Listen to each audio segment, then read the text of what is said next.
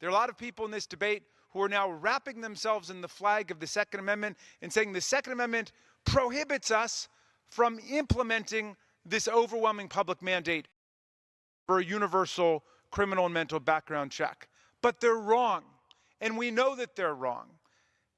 The Supreme Court in 2008 in the District of Columbia versus Heller case interpreted the Second Amendment definitively for us, at least sufficiently for us to understand that a background check is perfectly constitutional.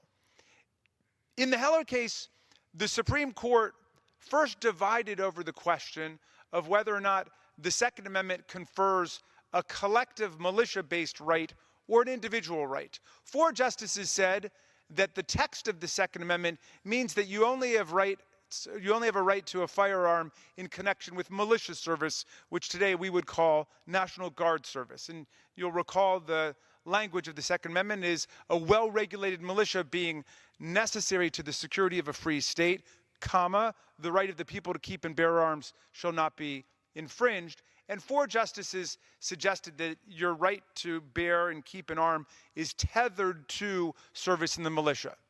But that view lost. 5 justices took the individual rights view that the so-called prefatory clause just announces the purpose of the Second Amendment, but it defines an individual right, okay?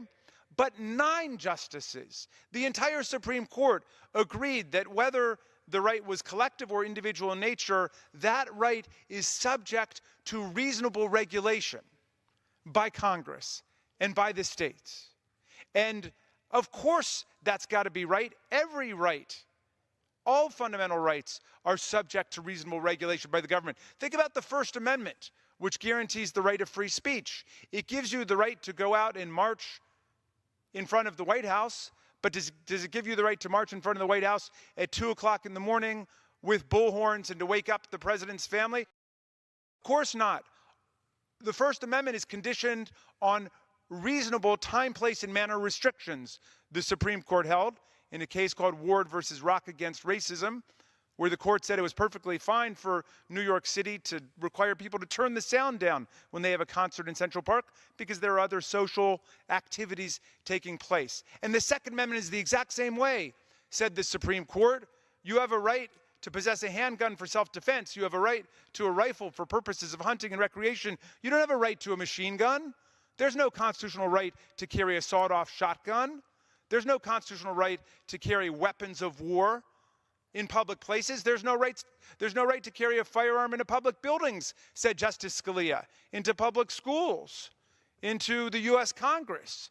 There's no constitutional right for that, and there's certainly no constitutional right for anybody to access a weapon without passing through the regulatory screen that the government sets up. And that's the common sense of the American people, too. You know, Tom Paine, who wrote the pamphlet Common Sense, said that common sense is essential in a democracy because it's the sense that we have in common.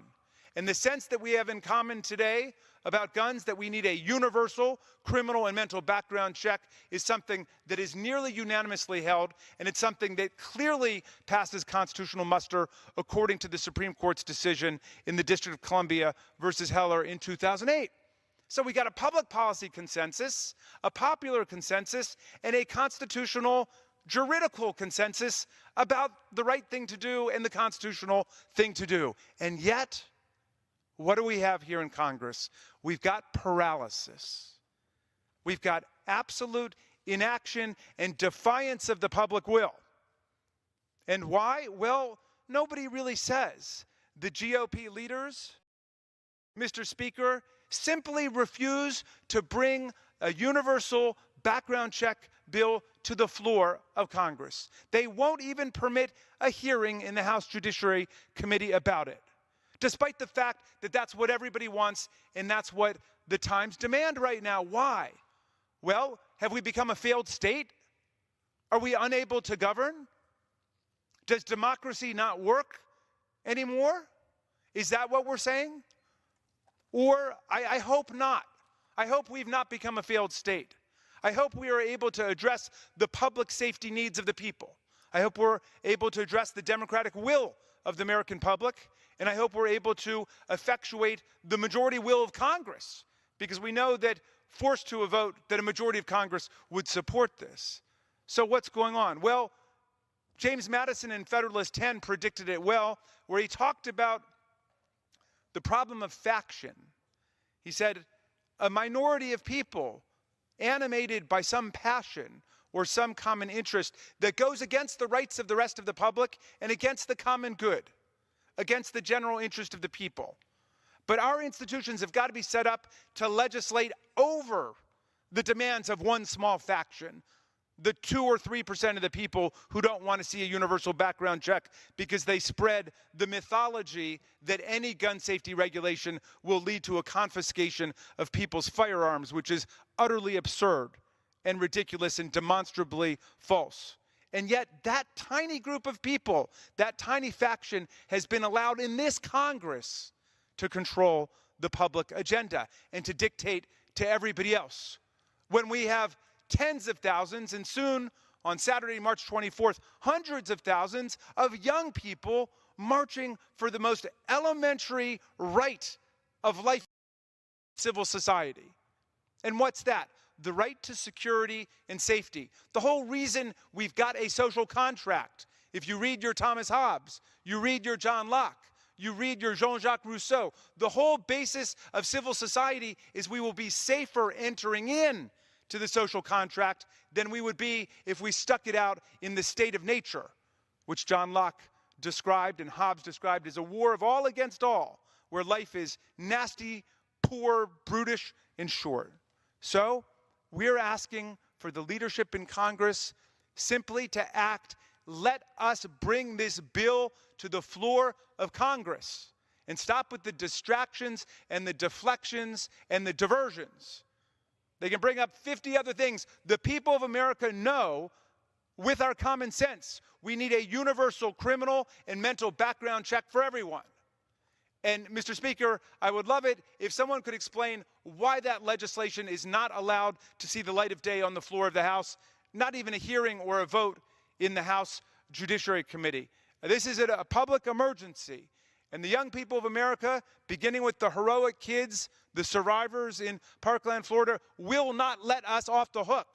One of them was asked the question, well, why suddenly have you unleashed this revolution across the country against one minor faction control of all of Congress? Why did it happen now, but it didn't happen back at Sandy Hook? And one of the young leaders said, at Sandy Hook, they assassinated with an AR-15 at point-blank range first graders. But in Parkland, Florida, they assassinated high school students. And we are more educated, and we have a voice, and we know how social media works. And there's no putting the genie back in the bottle. There's going to be no avoiding this question. At the very least, we must have a vote on a universal criminal and mental background check for all firearm purchases in the United States of America. The people want it. The Supreme Court has made it clear that such legislation is constitutional. In Maryland in 2013, we passed not only fingerprint licensing universal background check, we passed a ban on military-style assault weapons, a ban on high-capacity magazines. These are bans that are, again, favored by more than 2/3 of the American people. And it was challenged in court, in federal district court in Maryland. It was upheld against Second Amendment attack. They appealed it to the Fourth Circuit Court of Appeals. It was upheld against Second Amendment attack. And they went to the Supreme Court, and the Supreme Court let it stand. So within the Fourth Circuit Court of Appeals, within our circuit, we've already got all of the legislation upheld as constitutional, which some people are saying you can't do because of the Second Amendment. Stop hiding behind the Second Amendment.